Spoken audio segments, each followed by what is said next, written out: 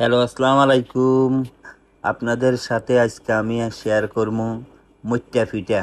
বাংলাদেশের একটা বিখ্যাত একটা মুইত্তা পিঠা। দেখতে থাকেন আপনারা আমি কি কি উপকরণ দিয়ে বানাইতেছি। এখন চাইলের গুঁড়ার মধ্যে দিয়েছি লবণ, এখন চাইল ভাজা এটা পাউডার করি এই চাইলের গুঁড়ির সাথে দিয়ে দিতেছি।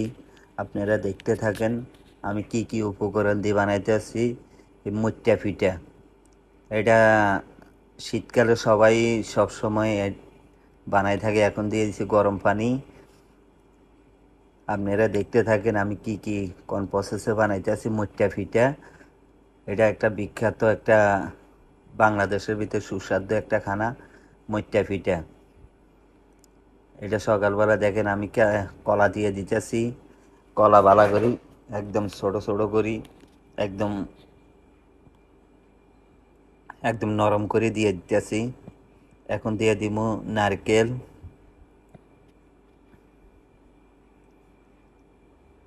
আপনারা স্টেপ বাই স্টেপ খেয়াল করবেন। এটা যদি যদি ভিডিওটা ভালো লাগে অ্যাকাউন্ট দিয়ে দিতে চিনি। আমি চিনি দিয়ে বানাইছি।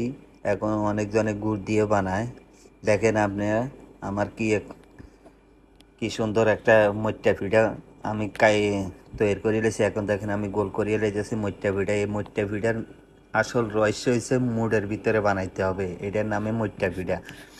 আপনারা রেসিপিটা বেশি বেশি করে শেয়ার করবেন, কমেন্ট করবেন।